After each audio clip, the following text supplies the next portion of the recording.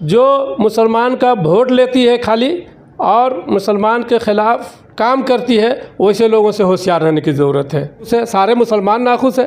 जो भी थोड़ा सा हमदर्दी रखता है इस्लाम पर, मुसलमान के अपने वक्त बिल पर कोई लिखित है जी? नहीं, गिनवा रहे हैं ना। गिनवाने से क्या होगा? मोदी तो गिनवा दिया कि 15 लाख हर के खाते में जाएगा, तो चला गया है। जितने भी सेकुलर पार्टियां हिंदुस्तान में हैं तथा कथित जी, वो सब नंगे हो चुके हैं। इसमें अब बताने की ज़रूरत नहीं है। मैं हूं आफ्ताब और आप देख रहे हैं टैप तक। इस वक्त देखिए हमारे साथ मौजूद है जेडीयू के पूर्व प्रखंड अध्यक्ष रह चुके हैं, लगातार 3 बार के पूर्व मुखिया भी रह चुके हैं। देखिए आज हम इनसे बातचीत करने का प्रयास करेंगे कि आखिर जेडीयू में अच्छा दिन काम किए हैं। शकील अहमद जी, सबसे पहले तो आपका स्वागत है हमारे चैनल टैप तक पर। शुक्रिया टैप तक। मुखिया जी ये बताइए कि देखिए आपने जेडीयू में बहुत दिनों तक काम किया है और जिस तरीके से जेडीयू के ऊपर अभी मुसलमानों के द्वारा लगातार जो सवाल उठाया जा रहा है कि जेडीयू एक सेकुलर के नाम पे कहीं ना कहीं हर बार चुनाव लड़ी है, तो इस बार वक्फ बोर्ड के मसलों के लेकर और चर्चा लगातार मुस्लिम नेता जितने हैं सबका इस्तीफ़ा जो है, कुछ नेताओं का इस्तीफ़ा भी आ रहा है। तो आपको क्या लगता है कि वक्फ बोर्ड पर जो फैसला लिया गया है जेडीयू की ओर से वो सही लिया गया है या तो फिर कहीं ना कहीं इस पे भी कुछ गलत है? देखिए, जितने भी सेकुलर पार्टियां हिंदुस्तान में हैं तथा कथित जी, वो सब नंगे हो चुके हैं। इसमें अब बताने की ज़रूरत नहीं है। पिछली दफ़ा जब सीए का आंदोलन चला, उसमें भी हमारे ही पार्टी के गलत डिसीजन के चलते बीजेपी वालों ने बिल पास करा लिया। अब मालूम हुआ कि कुछ कंसेस है, आंदोलन भी हो रही थी, इसके बावजूद भी ललन बाबू का जो भाषण हुआ वो दिल में ठेस पहुंचा है सारे कार्यकर्ता को, हमको भी पहुंची है। एक बात मैं बता देता हूं आपको, एक शेर और बकरी की कहानी हम लोग सुने थे। एक शेर पिंजरे में बंद था, बहुत चिल्ला रहा था, मदद कर, मदद करो, मदद करो, कोई नहीं आया। कोई जानता शेर है, जंगल में तो शेर रहता है भाई, और उसके छोटे छोटे जानवर रहते हैं। तो एक बकरी थी, उसके साथ बहुत रिक्वेस्ट किया शेर ने कि हमको निकाल दो। तो कैसे नहीं, तुमको निकालेंगे तो तुम तो हमको खा ही जाओगे। हाँ, तो बोला कि नहीं नहीं नहीं, हम फंसे हुए हैं मुश्किल में, हम तुमको क्यों खाएंगे, हम बहुत परेशान हाल है, सर हमको किसी तरह से निकाल दो।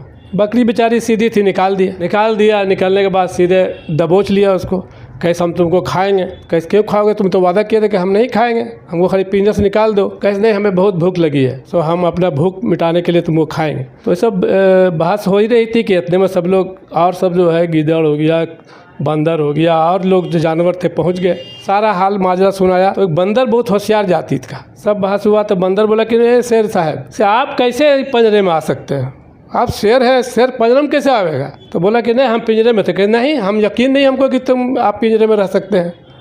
कैसे जब दिखाए तो चल के इसको पिंजरे में। शेर आओ ने ताव देखा, जा करके पिंजरे में हिल गया। उधर से बंदर ऊपर से बंद कर दिया उसको। तो बंदर ने कहा बकरी से कि ऐसे लोगों से कोई वफा की उम्मीद मत रखिए, ये लोग वफादार नहीं हैं, ऐसे लोगों से होशियार रहने की ज़रूरत है। अब इससे ज़्यादा मैं इस पर और कुछ नहीं बोलूँगा, समझने वाले समझ गए होंगे कहाँ मैं बोल रहा हूँ।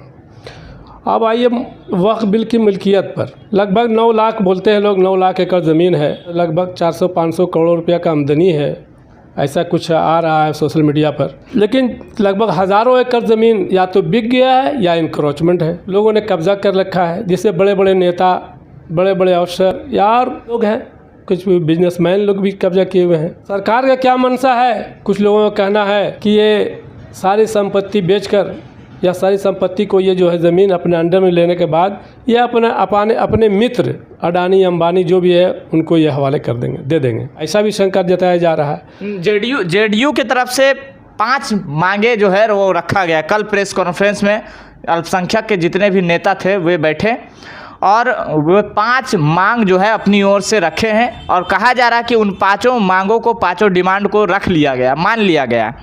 तो इन 5 मांग से कह रहा है कि मुसलमान समाज जो है वो बिहार के खास करके खुश है। तो आपको क्या लग रहा है कि खुशी हो रही है वक्फ बिल पास होने के बाद में, या तो फिर आप जेडीयू के मांगों को समर्थन देते हैं या नहीं देते? 5 मांग कोई लिखित है कहीं पर? कोई लिखित है जी? नहीं, गिनवा रहे हैं ना। गिनवाने से क्या होगा? मोदी तो गिनवा दिया कि 15 लाख हर के खाते में जाएगा, तो चला गया है।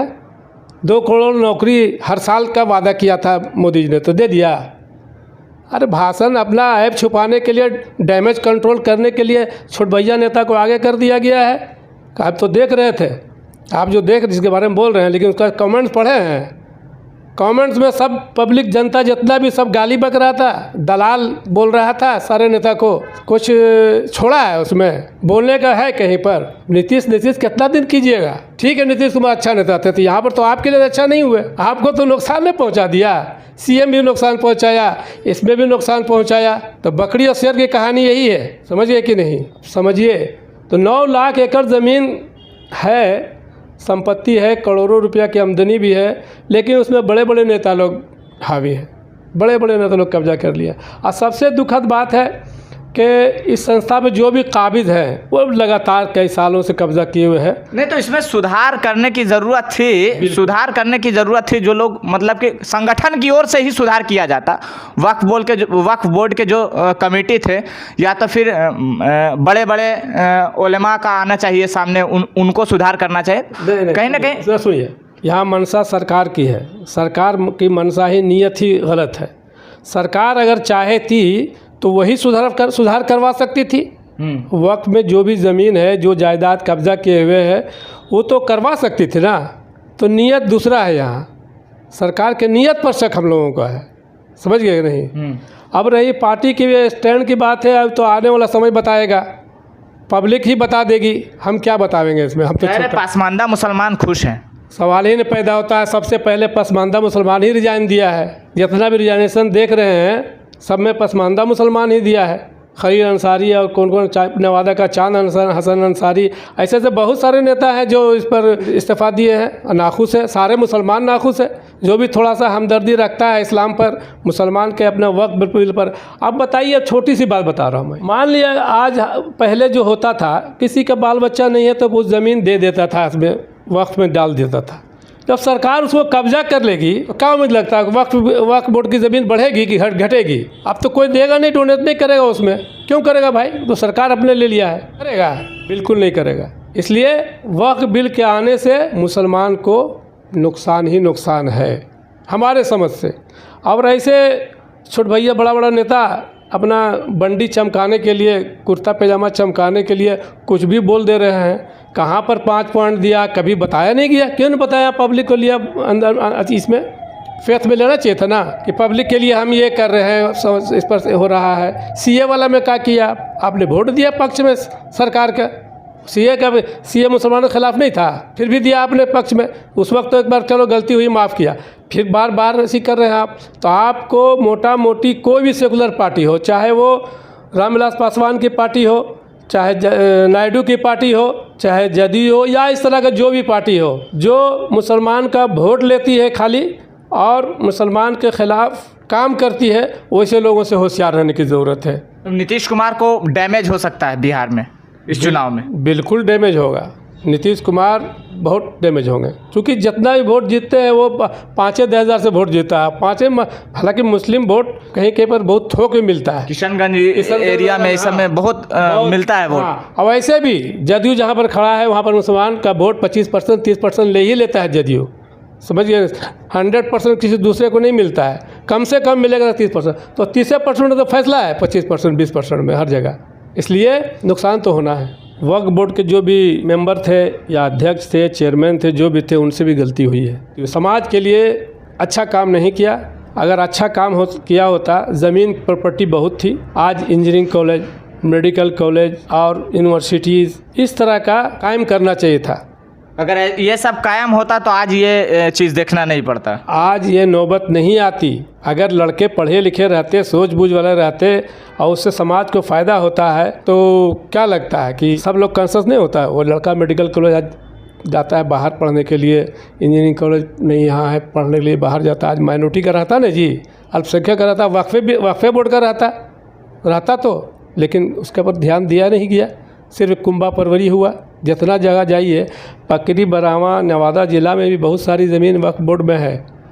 मैं भी मेंबर रहा हूँ नवादा ज़िला का वक्फ बोर्ड का। अच्छा, आप भी वक्फ बोर्ड का मेंबर रहे हैं? नवादा ज़िला। हाँ, तो हमें भी थोड़ा बहुत जानकारी है। बहुत सारा ज़मीन यहाँ इधर उधर कब्जा किए हुए लोग हैं। अब अकबरपुर में चल जाइए, हम लोग आँख से देख के आए हैं, मस्जिद के सामने ही ज़मीन है, वहाँ कब्जा किए हुए लोग हैं। तो इसी तरह से और भी ज़मीन यहीं 70 बीघा 72 बीघा किधर ज़मीन है, कोई ध्यान नहीं दिया। एक कैसे सोगरा कॉलेज बन गया तो थोड़ा बहुत फ़ायदा हुआ है समाज को, हम नहीं कर रहे हैं समाज को फ़ायदा नहीं हुआ उससे, लेकिन और होना चाहिए था। अभी भी बहुत प्रॉपर्टी है, लेकिन उसके संचालक सही नहीं है। तो चलिए, ये थे जेडीयू के पूर्व प्रखंड अध्यक्ष और पूर्व में वक्फ बोर्ड के जिला मेंबर भी रह चुके हैं। तो बाखूबी से उन्होंने बताया कि किस तरीके से देखिए बिहार में डैमेज कंट्रोल को संभालने के लिए जनता दल यूनाइटेड ने कई नेताओं को आगे किया, हालांकि बिहार के मुसलमान खफा चल रहे हैं। तो आप इनकी बातों से कहाँ तक सहमत हैं? अगर इस वीडियो को यूट्यूब चैनल पर देख रहे हैं तो हमारे चैनल को सब्सक्राइब कर लीजिएगा। अगर इस वीडियो को फेसबुक पेज पर देख रहे हैं तो हमारे पेज को फॉलो कर लीजिएगा। कमेंट बॉक्स में प्रतिक्रिया जरूर दें। मिलता है अगले वीडियो में, तब तक के लिए जय हिंद।